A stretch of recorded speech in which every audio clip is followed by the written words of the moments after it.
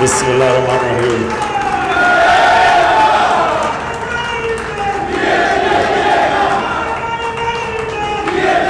شکریہ.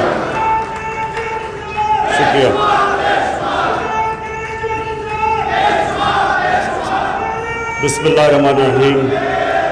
ایاک نعبد و ایاک نستعین. مصباح بہت بہت شکریہ.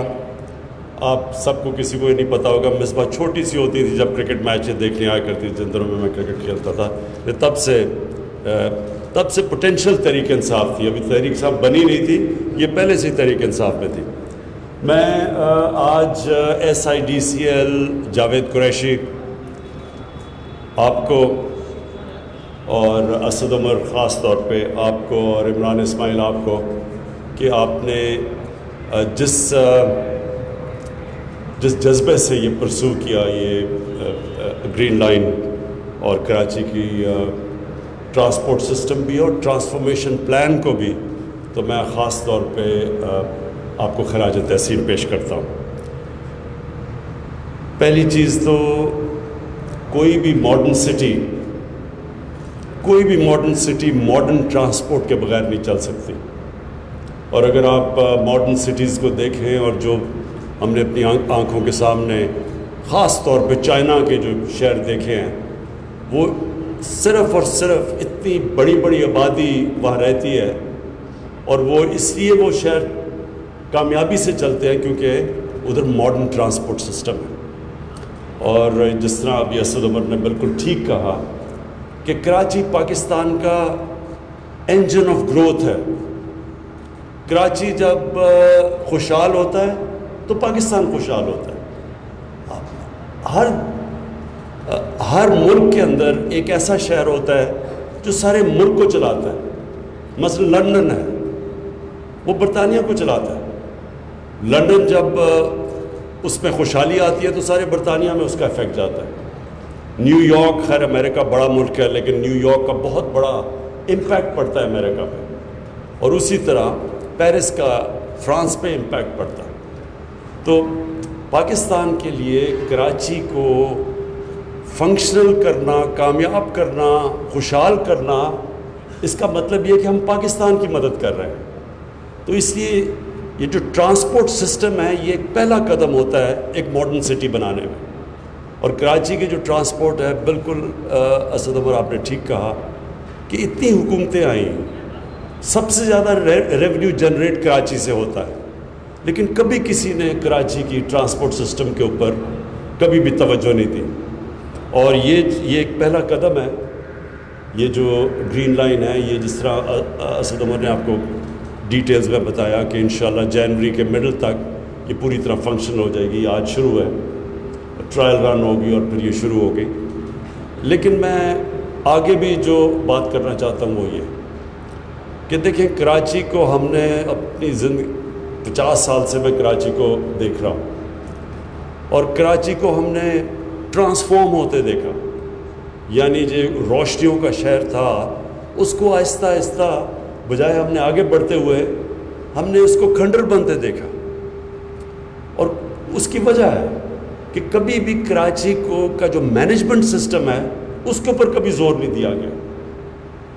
تہران چلے جائیں آپ، چلیں اپنے ہمسائے ملکوں کو دیکھ لیں.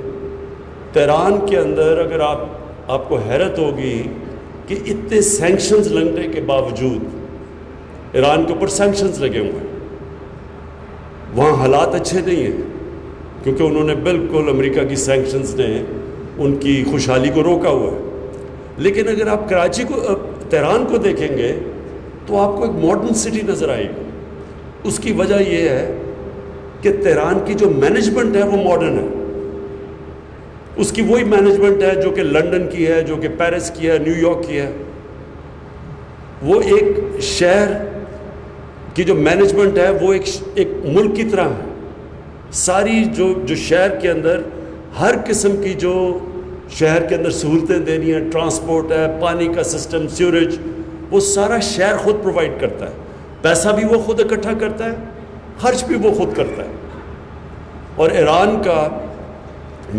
تہران کا جب میں نے ان سے پوچھا کہ کتنا خرچہ ہے آپ کا، کتنا پیسہ اکٹھا کرتی ہے تہران، اب یہ پی ایس ڈی پی سے پیسہ نہیں آتا، یہ فیڈرل گورنمنٹ یا پروونشل گورنمنٹ کے فنڈ سے نہیں، تہران صرف تہران خود ہی پیسہ اکٹھا کرتا ہے اور $500 ملین ہے، $500 ملین اکٹھا کرتا ہے تہران، اس لیے وہ ماڈرن سٹی ہے سینکشنز کے باوجود۔ اس کے مقابلے میں کراچی میں دیکھیں کتنا پیسہ اکٹھا ہوتا ہوگا، میں نے کوئی اندازہ لگایا تھا، ایک دفعہ کیلکولیٹ کیا تھا، $30 ملین بھی نہیں ہے ایسا۔ تو اس لیے کراچی کا جب تک مینجمنٹ سسٹم ٹھیک نہیں ہوگا تو کراچی میں بھی یہ جس طرح کو ہم ماڈرن شہر چاہتے ہیں اس کا بننا مشکل ہوگا۔ اسی لیے جو یہ لوکل گورنمنٹ جو الیکشنز آ رہے ہیں، یہ ضروری ہے کہ کراچی کو اٹانومی دی جائے، یعنی کراچی جس طرح تہران چلتا ہے، نیو یارک، لنڈن چلتا ہے، اسی طرح کراچی کی بھی جو الیکشن ہو، جس طرح ہم اب لاہور کی کروا رہے ہیں، ہم اسلام آباد اور پشاور جو ادھر پنجاب میں اور کے پی میں الیکشنز ہو رہی ہیں، وہ ایک ڈائریکٹ الیکشن سے ایک شہر کا میئر الیکٹ ہوگا اور وہ بالکل اسی طرح شہر کو چلائے گا جس طرح ماڈرن سٹیز چلتی ہیں جن کا میں نے نام لیا ابھی۔ دوسری چیز کہ جو ہم نے کراچی ٹرانسفارمیشن پلان کے اندر جو وعدے کیے تھے وہ مجھے بڑی خوشی ہے کہ وہ سب چل رہے ہیں، نالے صاف کرنے والے اور یہ جو فریٹ کا کوریڈور ہے یہ بہت ہی ضروری ہے کیونکہ سارا کراچی اس طرف کنجیشن ہو جاتی ہے، وہاں پولوشن علیحدہ ہے۔ لیکن جو مجھے سب سے زیادہ خوشی ہے اور جس کو میں خود وابڈا کے ساتھ اور وابڈا کے چیئرمین کے ساتھ خود فالو اپ کر رہا ہوں، وہ ہے K4 کراچی کا پانی کا مسئلہ۔ اور یہ ہمیں سب کو پتہ ہے کہ یہ جو عذاب آتا ہے کراچی کے لوگوں کے اوپر اور خاص طور پہ جو بیچارہ غریب طبقہ ہے ان کو جو پانی نہیں ملتا، بیسک چیز ہے پانی، تو اس کے لیے میں آپ کو خوشخبری یہ ہے، جس طرح ابھی اسد عمر نے ٹائم لائنز آپ کو دی کہ اگلے مہینے انشاءاللہ یہ اپروو ہو کے تو اس کی گراؤنڈ بریکنگ شروع ہو جائے گی، اور انشاءاللہ یہ ہم اندازہ لگا رہے ہیں کہ 14-15 مہینے کے اندر یہ کمپلیٹ ہو چکے گا۔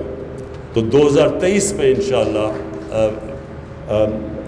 انشاءاللہ یہ آپ دیکھیں گے اگست سے لے کے سپٹمبر تک ہمارے خیال میں کہ ہم کراچی تک کنجر لیک سے پانی پہنچا دیں گے۔ اور یہ کیونکہ مجھے سب سے زیادہ ڈیمانڈ اس چیز کی آتی تھی تو مجھے اس کے لیے توجہ بھی میری پوری اس پہ، اور میں آپ کو انشاءاللہ خوشخبری ہم دیں گے اس کی جب کراچی تک پانی پہنچ جائے گا۔ اس کے علاوہ جو دو چیزیں میں اور سندھ حکومت سے کہنا چاہتا ہوں کہ دیکھیں ہم نے ایک وہ کام کیا ہے پاکستان میں جو کہ ڈیولپڈ ملکوں میں بھی نہیں ہے، ہیلتھ کارڈ، ہیلتھ انشورنس۔ ایک کمزور یا غریب گھرانے کے اندر ساری ریسرچ ایک چیز بتاتی ہے کہ جو گھرانہ غربت کی لکیر سے اوپر بھی ہوتا ہے، ایک بیماری کی وجہ سے سارا گھر غربت کی لکیر کے نیچے آ جاتا ہے، مقروض ہو جاتا ہے۔